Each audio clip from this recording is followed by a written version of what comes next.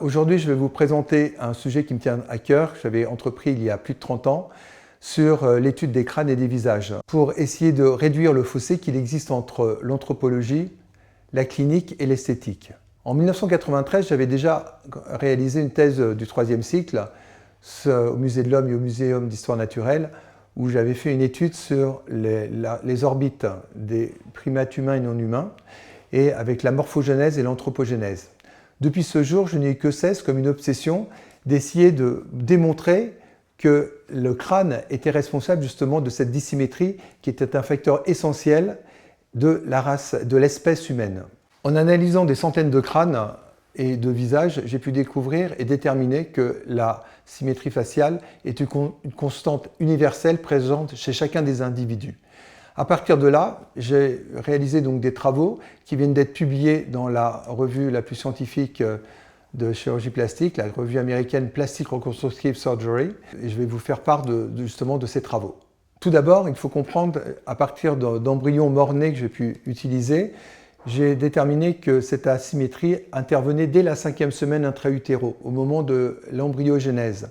Par ailleurs, j'ai pris 189 crânes au Musée de l'Homme. J'ai déterminé une vingtaine de mesures, à la fois par rapport à des plans transversaux, par rapport à des mesures d'orbite ou des mesures de points anthropométriques, et que j'ai pu faire une concordance avec 615 patients, avec un programme très spécifique, Vectra H2 américain, qui m'a permis de prendre des mesures très précises de l'ordre du dixième de millimètre, ce qui m'a permis de faire en concordance les mesures que j'avais pu trouver sur des crânes par rapport à des mesures sur tissus humains mis en place, avec les tissus mous en place. Tout ceci m'a permis d'établir, par rapport à des mesures moyennes systématiques, de vous présenter le portrait robot de l'homme contemporain moyen. Ainsi, j'ai pu définir un côté qui était toujours plus ou moins fin par rapport à l'autre côté, le visage bébé, le baby face, qui est plus étroit, plus fin, plus gracile par rapport au côté opposé, qui est le côté adulte, un peu plus large, un peu plus tombant, un peu plus bas. Tout ceci étant lié à l'os, essentiellement à l'os. Chacun d'entre nous porte la plus belle des sculptures, c'est notre propre crâne. Quand on se regarde devant un miroir, qu'est-ce qu'on voit? On voit, telle une peinture, hauteur-largeur. Le crâne, en fait, est une sculpture. Il y a un problème de dimension, de profondeur.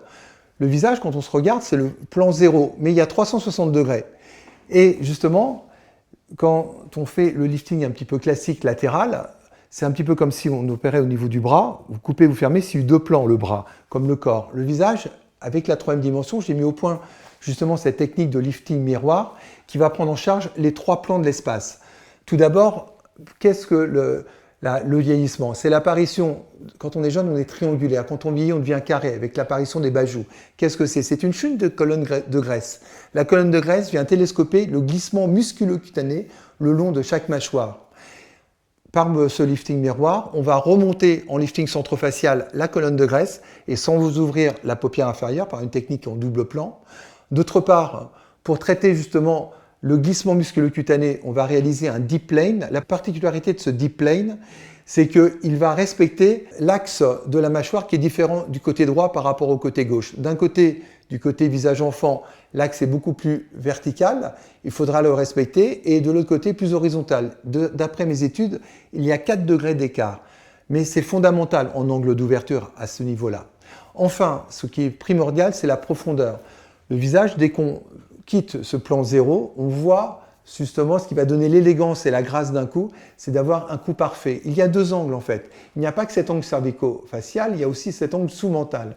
J'ai mis au point une technique où, par une incision sous-mentale, on va aborder le problème. Le problème, c'est cette chute de tissu. Il ne suffit pas de tirer latéralement les muscles et la peau, il faut aussi traiter la cause. On va retraiter et recalibrer le muscle possier, qui est un muscle rectangulaire qui va donner les fanons, qu'on voit tous, ces deux petites languettes antérieures, et on va faire de la place en travaillant un peu les digastriques. Par cette action à la fois latérale plus l'action centrale, on va redonner un coup parfait. Donc le lifting miroir, selon moi, est quelque chose qui est adapté à chacun d'entre nous. D'autre part, je ne perds pas le côté droit comme le côté gauche parce que je vais respecter chaque angle. Il faut savoir que c'est l'os qui est responsable du relief, des courbes, des petites asymétries et autres. En fait, c'est la pièce fondamentale de notre visage. Après notamment, la seule chose qui va rester nous, c'est ce crâne. C'est un petit peu comme si dans le bureau, la peau, la graisse et les muscles qui donnent l'expression et les émotions, cette écorce en fait, était comme mon fauteuil, mon bureau ou l'ordinateur. Mais qu'est-ce qui est important dans cette pièce? C'est l'architecture de la maison. Et donc, nous avons tous une architecture un peu différente. Vous voyez, du côté enfant, situé à ma gauche, eh bien, un œil plus petit, une pommette plus haute par rapport à l'autre côté où la pommette sera plus basse et plus large avec un œil plus grand. Eh bien, tout ceci est à prendre en considération parce que ces tissus mous, ils vont tomber par rapport à ce squelette-là. Le lifting miroir, et ce que j'explique aux patients quand ils viennent me voir, par une simple action, le tête retournée en arrière, on va avoir le résultat qui va arriver après cette intervention. Ce diagnostic, ce lifting miroir n'est pas qu'un acte thérapeutique, mais aussi un acte diagnostique.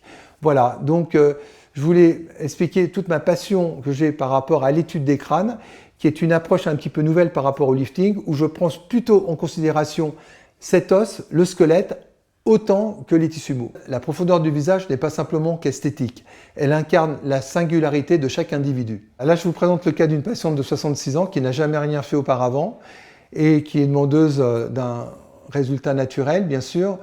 Le visage, vous voyez, dans sa tridimensionnalité, présente un cou relâché, un ovale du visage déstructuré, des pommettes tombantes et des paupières un peu tombantes aussi. Donc, plutôt que de faire selon un seul axe même, eh bien, le visage est en 3 dimensions. J'ai opté pour un lifting miroir tridimensionnel avec une remontée des pommettes par un centrofacial sans ouverture de paupières, un lifting deep plane selon